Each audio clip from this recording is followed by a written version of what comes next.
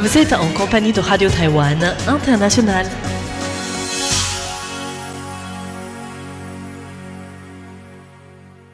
Bonjour et bienvenue en compagnie du service français de Radio Taïwan International. C'est François-Xavier Boulet pour vous accueillir et vous présenter le programme de ce samedi 18 octobre. Vous pourrez suivre tout d'abord la revue de l'information de la semaine avec les principaux titres de l'actualité taïwanaise présentée par Sasa. Et après la revue de l'information, Sasa restera au micro. Elle sera rejointe au studio par Meg Wang pour animer toutes les deux le courrier des auditeurs de cette semaine en répondant à vos questions, en rappelant les concours et aussi en annonçant le rappel des nouvelles fréquences pour la diffusion en ondes courtes à compter du 26 octobre prochain. Et après le courrier des auditeurs, dans le cadre de notre fenêtre sur Taïwan, vous retrouverez Clément Tricot et son émission RTF Relations Taïwan-France avec la suite de son entretien avec Joris Mathieu, qui est metteur en scène au cœur d'une coopération franco-taïwanaise. Voilà pour le programme de ce samedi 18 octobre. Je vous souhaite une excellente écoute et je vous laisse en compagnie de Sasa qui vous présente la revue de l'information, à commencer par les principaux titres. Le ministère de la Défense donne des précisions sur le T-Dome annoncé par le président Lai Ching-te lors de la fête nationale. La diplomatie taïwanaise réagit au renforcement de la défense américaine sur l'île de Guam.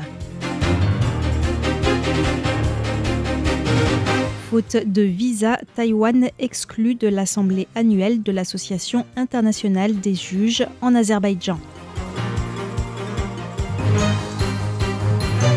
Taïwan sera affecté par les contrôles renforcés de l'accès aux terres rares chinoises.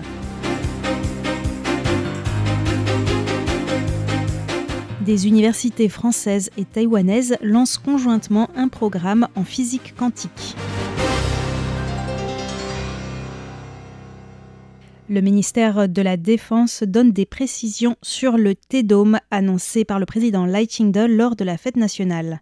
Lai Ching-te a annoncé le 10 octobre lors de la fête nationale que Taïwan allait développer un système de défense aérienne baptisé T-Dome afin de protéger l'espace aérien au-dessus des grandes villes et les infrastructures critiques.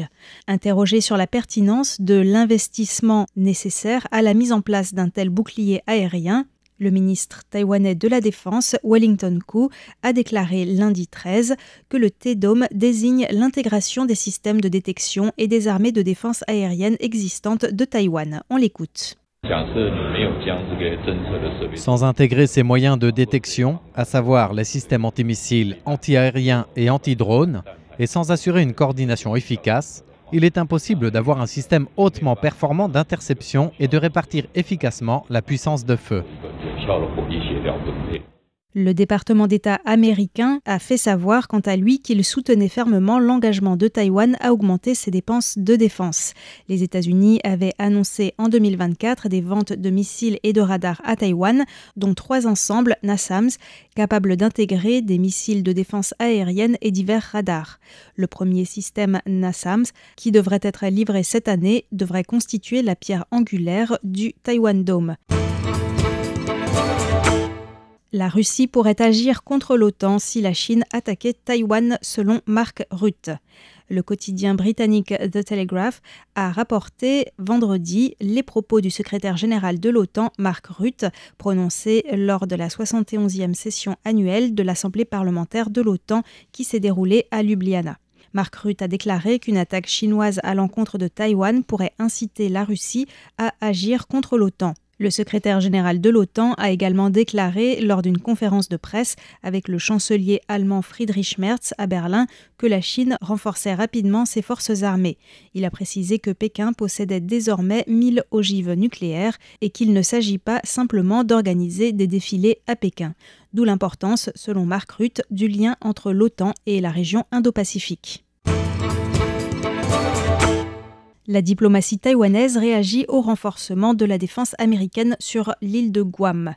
Le Wall Street Journal a rapporté que le Pentagone avait investi 8 milliards de dollars américains pour renforcer un réseau de missiles de défense sur l'île de Guam, un territoire non incorporé des États-Unis situé dans l'océan Pacifique.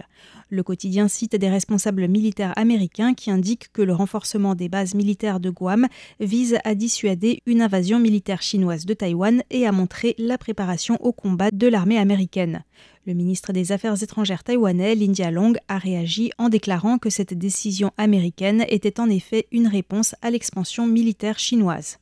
Notons que parmi les infrastructures militaires américaines installées à Guam se trouve un camp pouvant accueillir 5000 marines, un centre de réparation de sous-marins ou encore une base aérienne qui peut accueillir des bombardiers Northrop B-2 Spirit disposant d'un rayon d'action de 11 000 km et qui sont donc capables d'intervenir en cas de conflit dans le détroit de Taïwan.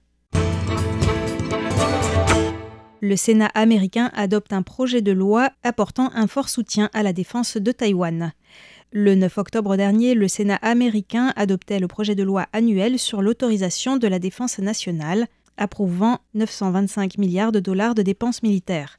Même si ce texte n'a pas été dévoilé de manière intégrale, certains sénateurs ont répondu aux questions de l'agence de presse taïwanaise CNA. Selon le bureau du sénateur démocrate Jackie Rosen, ce projet de loi prévoit une aide militaire à Taïwan d'1 milliard de dollars.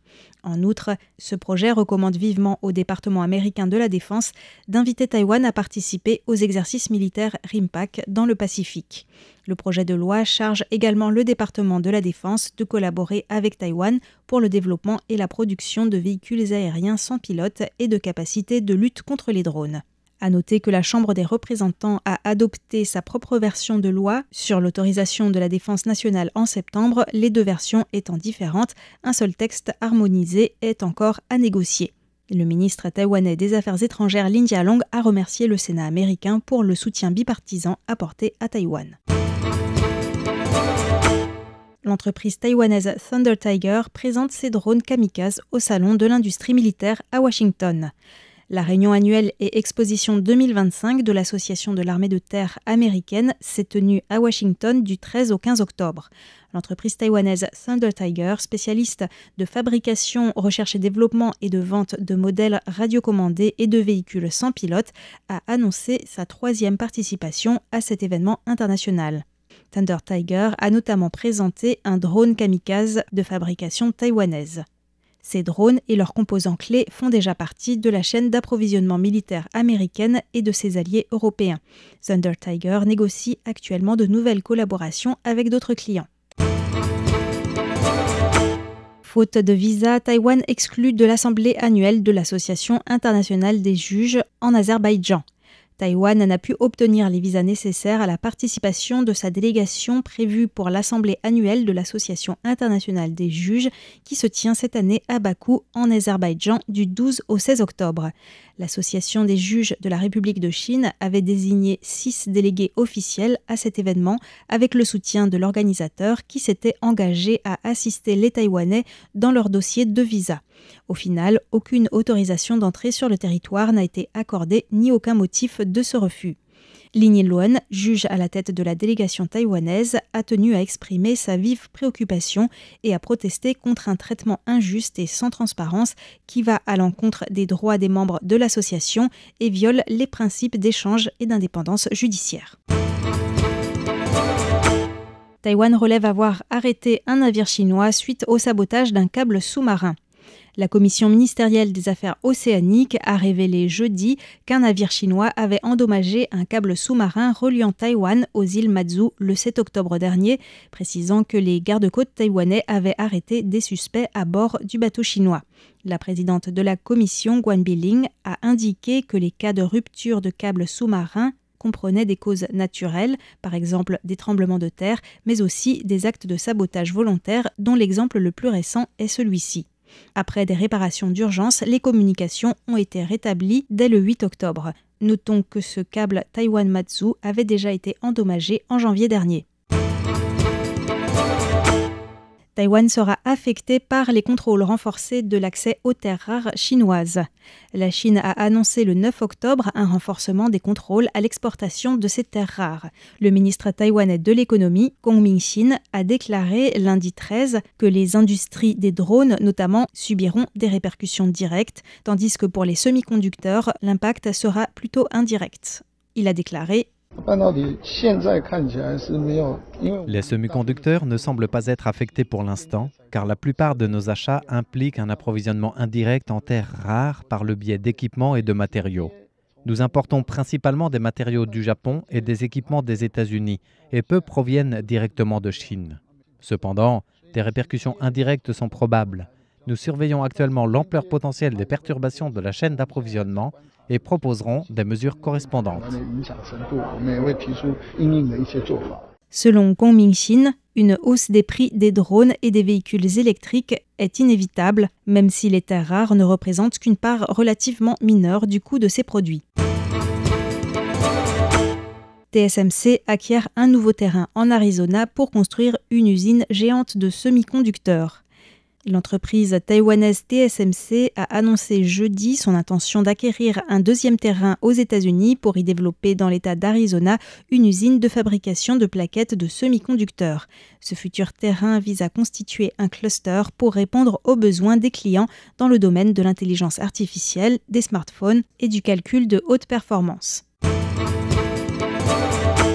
Ouverture d'une usine taïwanaise de Global Wafers dans le nord de l'Italie.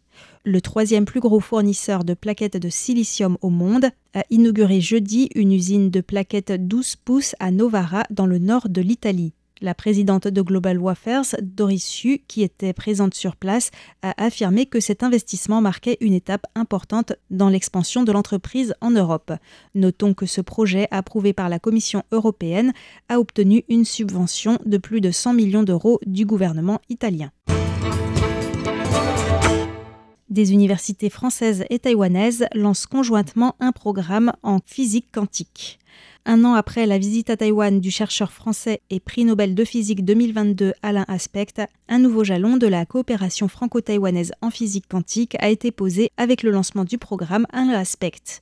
Signé le 13 octobre par l'Université nationale de Taïwan et les universités Paris-Saclay et Grenoble-Alpes, un protocole d'entente permet de mettre en place ce programme pour une durée de 3 ans, doté d'un budget de plus d'1 million d'euros. Il vise à renforcer la coopération franco-taïwanaise dans le domaine des technologies quantiques et à favoriser la mobilité des jeunes chercheurs.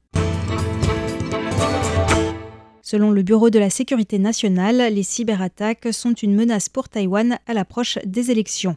Le directeur général du Bureau de la sécurité nationale, Tsai Ming-yen, a mis en garde contre l'ingérence chinoise lors des élections locales de 2026 lors de la présentation d'un rapport devant le Yuan législatif mercredi. Tsai Ming-yen a déclaré que les menaces et les infiltrations chinoises envers Taïwan s'étaient progressivement intensifiées. À l'approche des élections locales, le Bureau de la sécurité nationale a lancé un projet interministériel afin d'intégrer les renseignements et de surveiller de manière préventive les activités anormales. On l'écoute. La Chine utilise les technologies émergentes pour perturber l'opinion publique à Taïwan. Cette année seulement, nos équipes de renseignement en matière de sécurité nationale ont identifié plus de 1,5 million d'informations controversées et plus de 18 000 comptes anormaux. La Chine utilise principalement les médias d'État, des armées de trolls en ligne et des médias de divertissement ou de société pour diffuser à plusieurs niveaux des contenus controversés attaquant le gouvernement taïwanais ou promouvant des discours pro-Chine et anti-États-Unis. Son objectif principal est d'exacerber les divisions internes.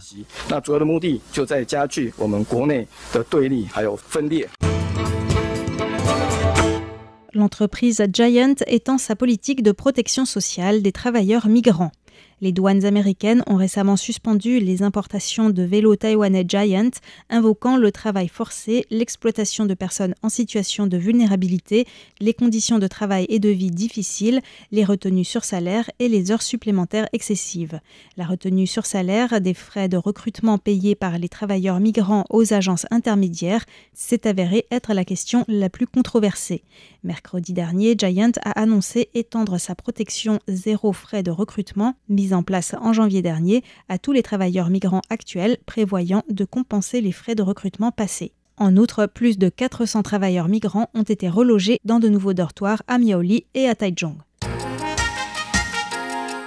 C'était la revue de presse hebdomadaire de l'actualité taïwanaise du 13 au 17 octobre qui était présentée par Sasa. Je vous invite à rester à l'écoute du programme de RTI.